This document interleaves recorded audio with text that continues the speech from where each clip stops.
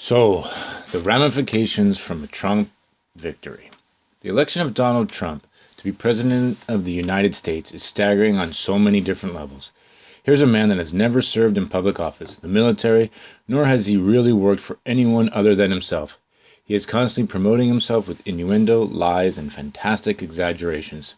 He continually demonstrates disdain for intellectualism, institutions, different ethnicity and religions, and the rule of law.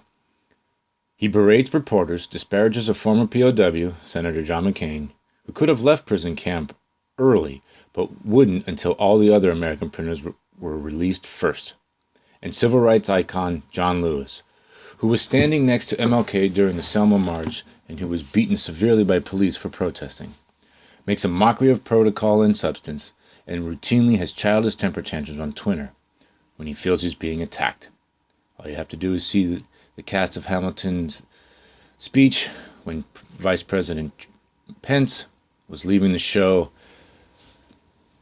or his tweet about Meryl Streep after her acceptance speech from the Golden Globe Awards.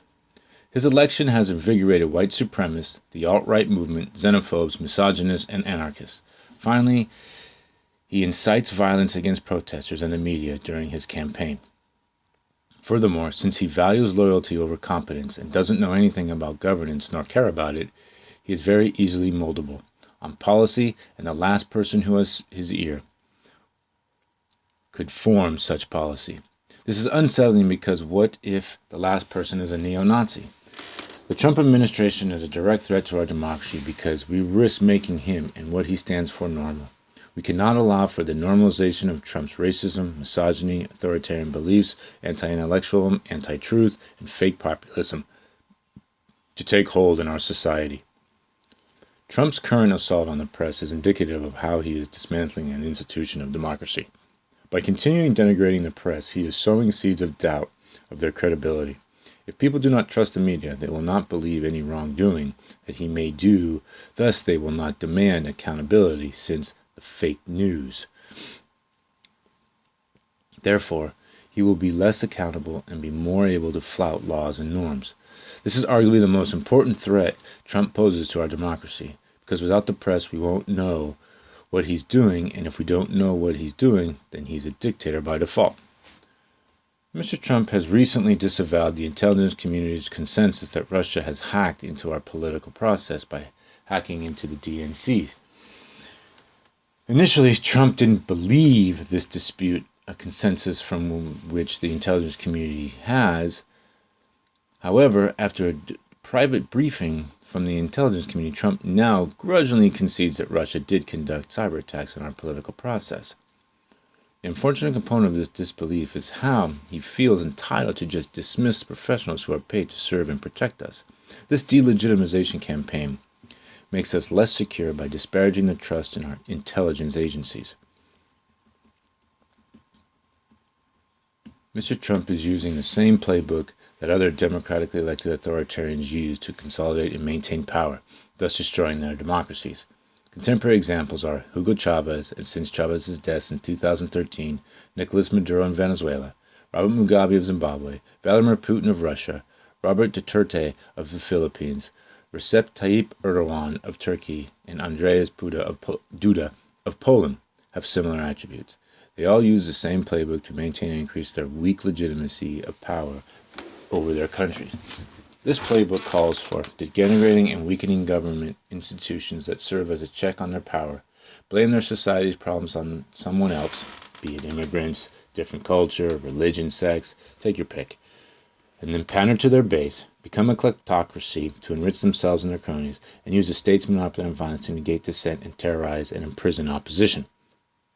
What makes America exceptional is that we've been able to maintain our checks on power, although over the course of the last two presidents they've increased.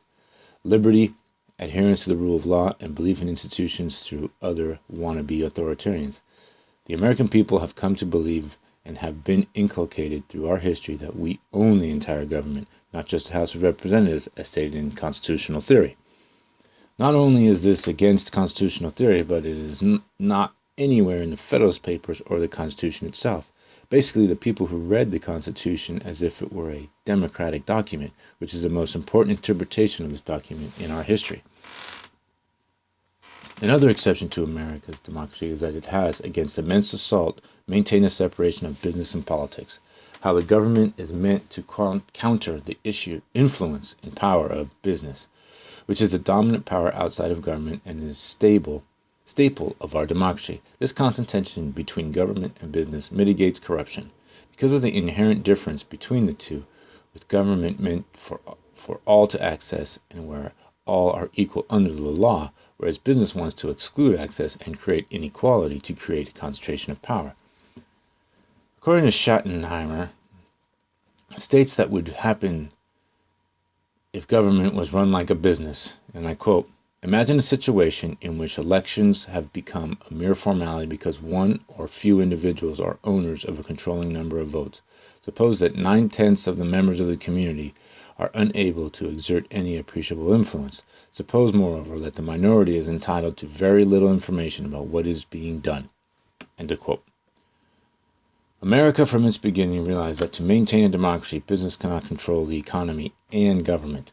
This is a key provision of American exceptionalism, how it has maintained the separation of economic and political power.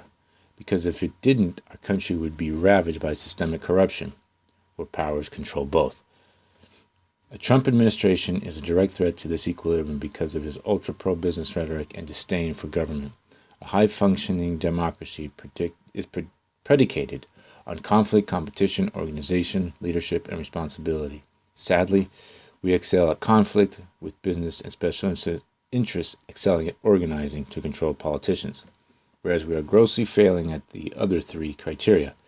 We only have two choices of political parties, where neither are servicing the greater public good. Leadership is non-existent. The rise of Trump and Congress's abdication of its responsibilities aptly demonstrate this point. And with the populace failure to inform themselves, limited engagement of their political leaders, and failure to vote are grotesque examples of most citizens being irresponsible toward our democracy. Trump has picked extremists as his cabinet secretaries and advisors. For example, Mike Pence, his choice of VP, has a 100% approval rating from the NLRC, which indicates a staunch stance against abortion. He has a 22% rating from the NAACP, a 0% rating of the Human Rights Campaign, a 0% rating of Americans United for not believing in separation of church and state. The list goes on and on. Another example is Trump's pick for Cabinet Secretary of HUD, Ben Carson. He is a Seventh-day Adventist fanatic who believes that Muslims are ill-suited to serve as presidents of the United States. When asked directly by a reporter if the Bible has authority over the Constitution, he wouldn't answer the question, but his views in prior speeches say that he does. He also lied in his autobiography about life events that didn't occur in order to gain political points. And ultimately, the Southern Poverty Law Center has an extremist file on him due to many of his views. They rescinded it, but here are some of his quotes. "Obamacare is really the worst thing that has happened in this nation since slavery." Or, "In a way, it is slavery." Another quote, "Throughout history, many societies have failed to push back and have allowed an overly aggressive government to expand and dominate their lives. Nazi Germany is a perfect example of such a society.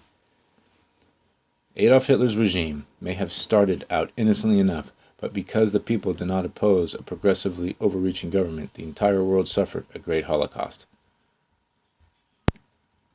That pretty much explains it. Another gem is Trump's pick for Attorney General, the junior senator from Alabama, Jeff Sessions.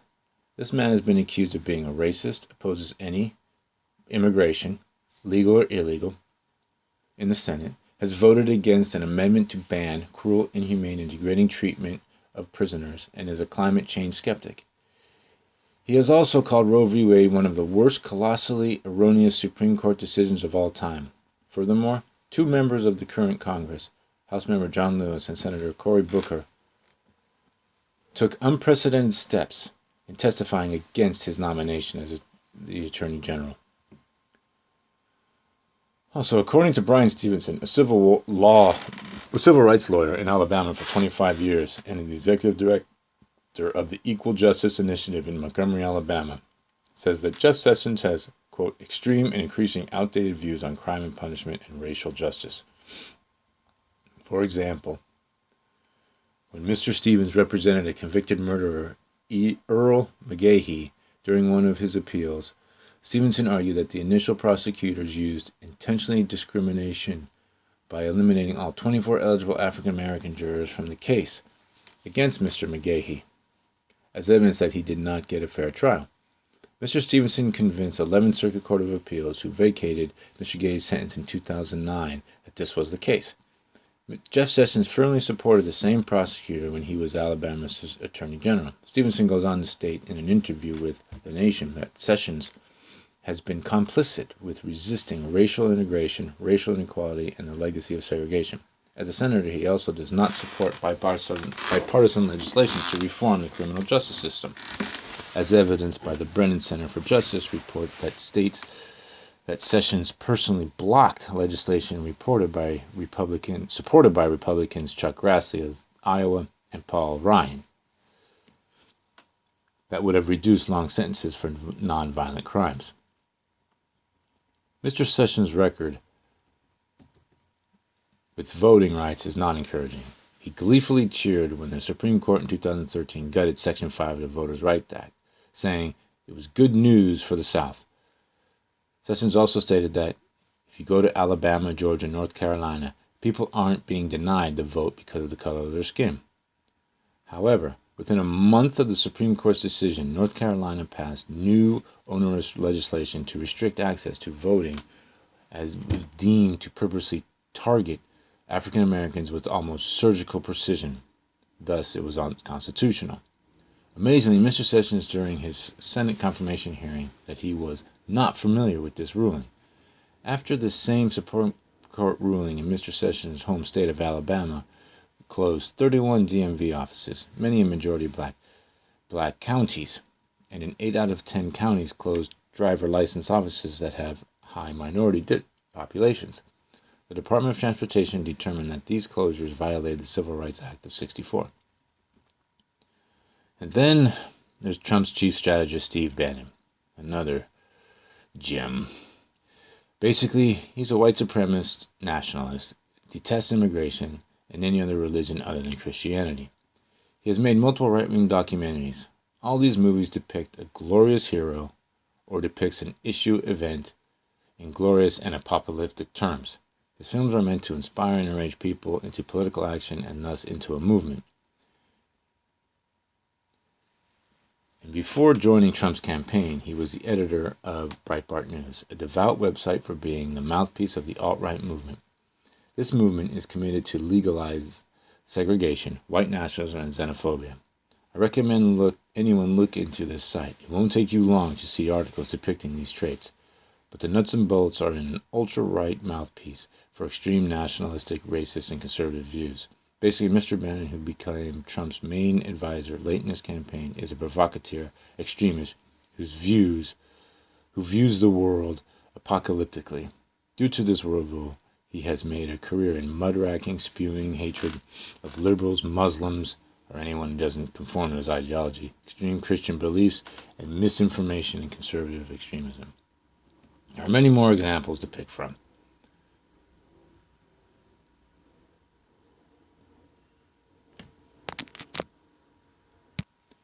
But the point is made that we electorate have handed the levers of power to our country to ideological and religious extremists, ultra-wealthy tycoons, know-nothing yes-men women who want to destroy the fabric of our democracy.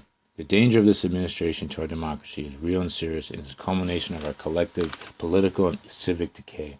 It is also the culmination of the incredible rise of money in politics, conservative ideological organizations, in conjunction with business interests that have served only their own interests at the expense of the society at large. These groups have been able to accomplish their goals because we are a willfully ill-informed and simplistic populace who routinely doesn't vote, against their own interests. Finally, under Trump, our collective problems, race relations, poverty, wealth, and income disparity, educational and housing segregation, immigration, healthcare, job dislocation, elimination, will only get worse, because he is only interested in promoting himself and doesn't have nor care about real policies to positively affect people's lives. Then add the ideological slaves he's nominating for his cabinet and advisors will further cement the decay and backward policies that will make our problems worse. Yet now Trump is condemned to govern. Unfortunately, the people who voted him in will be drastically disappointed and will realize they've been conned when he doesn't deliver on his promises. Instead of serving the public good, he will try to make this a 4-year campaign by tweeting disparagingly about the press, individuals who call him out, or anyone else who he believes delegitimizes him. Yet, he has to deliver on his campaign promises. Historically, 2/3 of what the president campaigns on, he delivers. What he doesn't understand is that his rhetoric, subject to change at whim, and personnel will demonstrate to the public that he is not serious about making America great. For example, his protectionist rhetoric doesn't work. That's why free trade has increased over the past 70 years. And look at the 1930s in this country. Bullying companies to keep jobs here may save a few jobs, but will do nothing to stem the tide of automation. National health care insurance for all is a pipe dream because we are not serious politically or as a society to instill a single-payer system. Or bring back manufacturing jobs will not occur because these have been lost to automation, not free trade. And to build a wall, which will not stop illegal immigrants. Therefore, through his failures, it will be easy to hang the slogan, "Make America Worse," around Trump's neck and give the Democrats their slogan for 2018.